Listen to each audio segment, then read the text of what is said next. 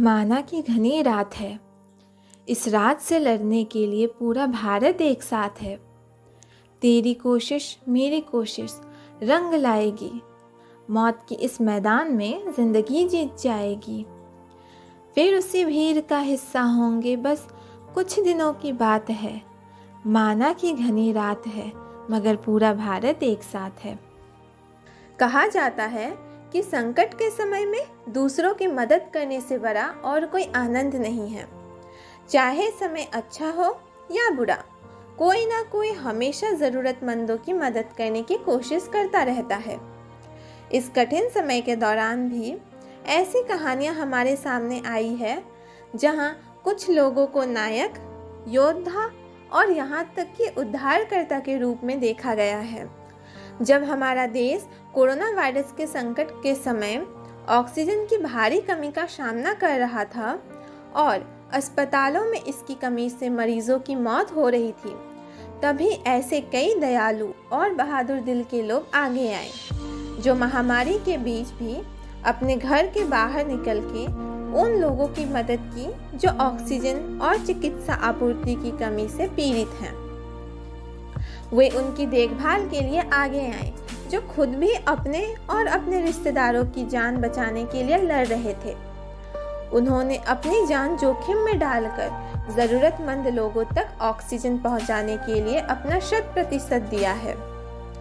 हमारे इस वीडियो के माध्यम से हम उन कर्मवीरों को सलाम करते हैं, जिन्होंने इन सभी बाधाओं को तोड़कर अत्यधिक कमी होने पर भी ऑक्सीजन की आपूर्ति के लिए आगे आए। हम सभी इस महामारी के दौरान अपने आसपास हो रहे हालात से वाकिफ़ हैं।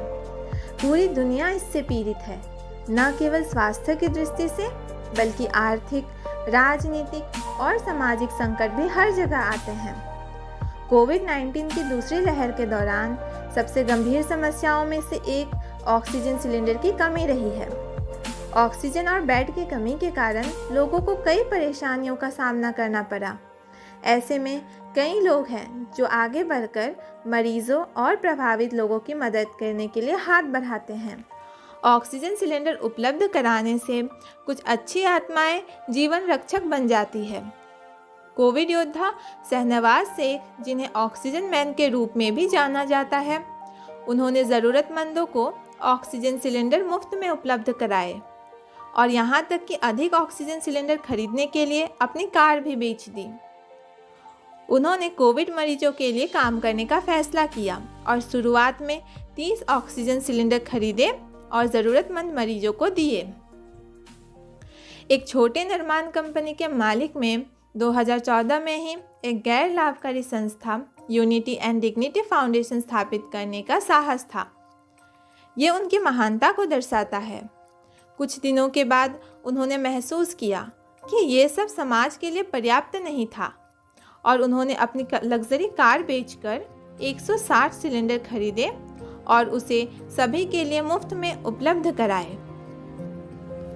जब हम अच्छे इरादे से समाज के लिए कुछ करते हैं तो लोग स्वाभाविक रूप से सामने आते हैं और समर्थन और मदद के लिए हमारे साथ खड़े होते हैं। शेख और उनके संगठन के साथ भी कुछ ऐसा हुआ। स्वयं सेवक बढ़ते गए और उनकी मंशा की पहुंच भी बढ़ती गई और वे गरीबों को ऑक्सीजन सिलेंडर मुहैया कराते रहे। उन्होंने कहा, हमें अब एक दिन में 500 से 600 अनुरोध मिलते हैं और हम लगभग 7,000 लोगों की मदद करने में सक्षम हैं। कभी कभी उन लोगों के लिए चिकित्सा बिलों का भुगतान करते हैं जो इसे वहन नहीं कर सकते। शेख के इस कर्म के कारण सरकारी आधिकारिक ऐप माईगॉव भी उनको धन्यवाद करता है। वे सोशल मीडिया नेटवर्क द्वारा पूरी दुनिया में बहुत से लोगों की मदद करते हैं और इसके लिए पूरे देश को उन पर गर्व है और साथ ही हम इस सच्चे देशभक्त के प्रति अपना हार्दिक सम्मान व्यक्त करते हैं। एक पेशेवर कवि ने एक सवाल पूछा, आपके पास इस अश्रुपूर्ण दुनिया को एक खुशनुमा दुनिया में बदलने की ताकत है, क्या आप करेंगे?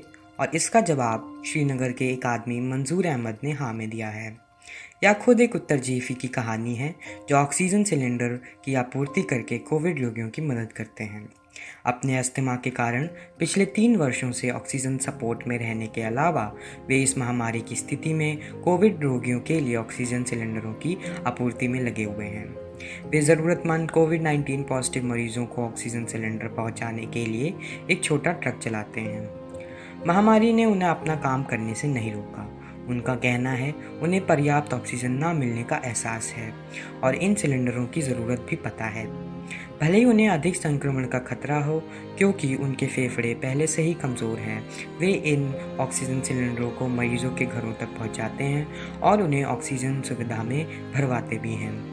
खुद को सहारा देने के लिए 24 घंटा ऑक्सीजन सिलेंडर पर होने के कारण वे दूसरों की मदद करने और अपने परिवार की अच्छी सेवा करने के लिए यह कठिन कर्तव्य निभा रहे हैं। मानवता के खातिर अगर मैं किसी को ऑक्सीजन देने और उसकी जान बचाने में सक्षम हूँ या उसे कोई राहत महसूस होती है, या मेरे लिए एक बहुत अच्छा एहसास है।